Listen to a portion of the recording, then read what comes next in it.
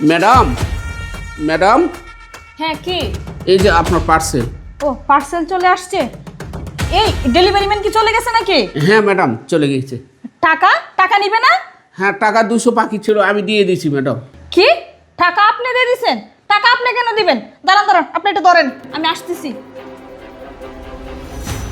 Uncle, আপনি কেন টাকা দিতে গেলেন? দেখেন ম্যাডাম, আপনি আমার মেয়ের মতো, তাই 200 টাকার ব্যাপার তো আমি দিয়ে দিয়েছি। আচ্ছা ঠিক আছে, আপনি টাকাটা রাখেন। আমার কাছে তো খুচরা নেই ম্যাডাম।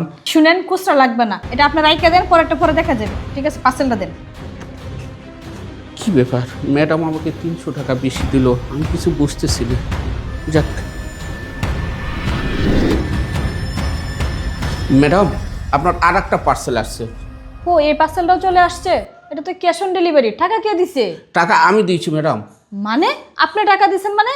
সকালে আমাকে যে 500 টাকা দিলেন না, সেখান থেকে 300 টাকা বাঁচছিল, এটাই আমি, এই 300 টাকাটা বাকি ছিল, আমি দিয়ে দিয়েছি ডেলিভারি ম্যানকে।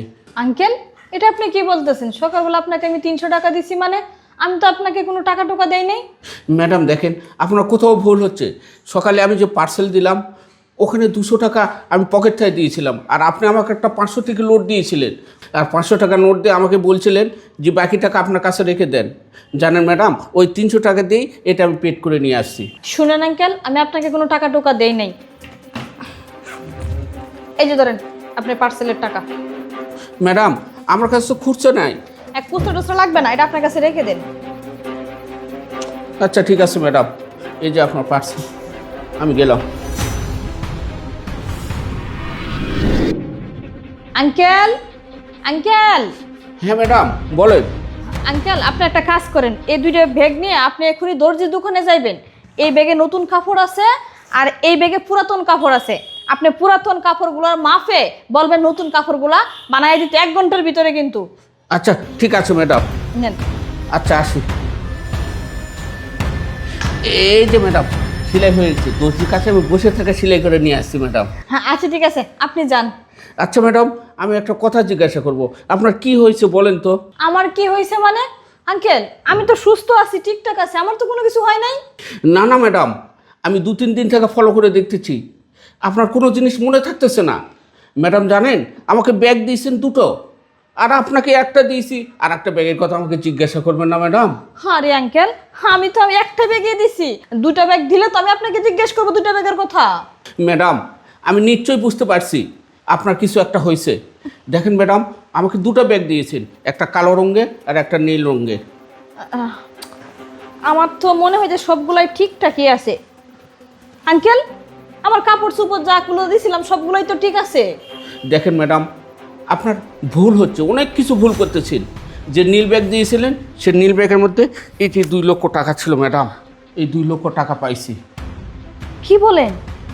হ্যাঁ ম্যাডাম, যা এই সত্যি ব্যাগের সেটা ভিতরে বলতেছি। 2 লক্ষ টাকা দিছি মানে? শুনেন আঙ্কেল, এই টাকাগুলো তো আমার না, এই টাকাগুলো মনে হচ্ছে দর্জির টাকাগুলো। আপনি দর্জিকে দিয়ে আসেন। না না ম্যাডাম, এটা দর্জির টাকা নয় ম্যাডাম, আমি দর্জির দোকানে যাওয়ার আগেই নীল ব্যাগটা খুলেছি, আর ওই 2 লক্ষ টাকা পেয়েছি। ম্যাডাম দেখেন, আমাকে বোধহয় আপনি পরীক্ষা করতেছেন। আরে না না, আমি কেন আপনাকে পরীক্ষা করতে যাব? আপনি সেই 25 বছর ধরে আমাদের বাসায় কাজ করতেছেন, কই কোনোদিন তো কোনো কিছু বিশ্বাসঘাতকতা কিংবা পরীক্ষা করার মতন কোনো কিছু করেন নাই, তাহলে অযথাই কেন আপনাকে আমি পরীক্ষা করতে যাব? শুনেন আঙ্কেল, এই টাকাগুলো যেহেতু আপনি পাইছেন, আপনার রিজিকে আছে, টাকাগুলো আপনি নিয়ে যান। না না ম্যাডাম, আমার নেওয়া ঠিক হবে না ম্যাডাম, আপনি ভুল করতেছেন। না না, আমি কোনো ভুল করতেছি না আঙ্কেল, টাকাগুলো আপনারই নিয়ে যান। জানেন ম্যাডাম, আমার 2 লক্ষ টাকার ভীষণ দরকার ছিল, 2 দিন পর আমার মেয়ের বিয়ে। যাক, টাকাগুলো আমার কাজেই বাঁধলো। ঠিক আছে। ঠিক আছে ম্যাডাম, আসি, সালামু আলাইকুম। ওয়ালাইকুম আসসালাম। কি ব্যাপার সুইটি? আমি তো তোমার বিষয়টা কোনো কিছুই বুঝতেছি না।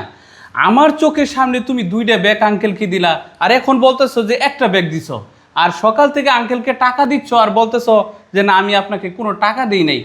ব্যাপারটা কি আমাকে খুলে বলবা? হ্যাঁ তুমি ঠিকই বলছো, এখানে 2টা ব্যাগই ছিল, 2টা ব্যাগের ভিতরে একটা ব্যাগের মধ্যে আমি টাকাগুলো আঙ্কেলকে ইচ্ছা করে দিয়ে দিছি। ইচ্ছা করে টাকা দিছো? ইচ্ছা করে কেন টাকা দিছো? বিষয়টা খুলে বলবা? ইচ্ছে করে কেন দিছি তাহলে শুনো। বাবা রে, আমি কই থেকে টাকা দিব? তুমি তো জানো আমি মাসে 10,000 টাকা এই বাসায় কাজ করি। কি বলতেছো বাবা? 2 লক্ষ টাকা লাগবে? দেখো বাবা, 2 লক্ষ টাকা আমার পক্ষে সম্ভব নয় দেওয়া। আর কি বললে? ম্যাডাম? না, ম্যাডামকে টাকার কথা আমি বলতে পারবো না বাবা।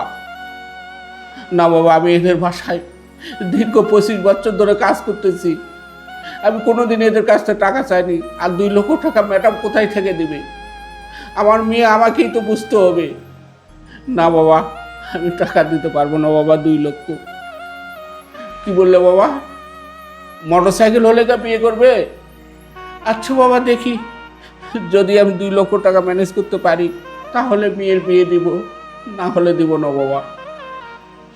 আচ্ছা ঠিক আছে, রাখি। হ্যাঁ সৈকত, ভালো থাকো। আচ্ছা ঠিক আছে, ঠিক আছে বাবা। এখন শুনছো? হ্যাঁ শুনছি। যাই হোক, তুমি যে কাজটা করছো আঙ্কেলের জন্যে খুব ভালো একটা কাজ করছো। উনি আমাদের বাসায় 25 বছর যাবৎ চাকরি করে, আর ওনার মেয়ের বিয়ে আমরা যদি ওনার পাশে না দাঁড়াই তাহলে কে দাঁড়াবে? খুব সুন্দর হয়েছে। তোমাকে অসংখ্য ধন্যবাদ আঙ্কেলকে টাকাগুলো দিয়ে হেল্প করার জন্য।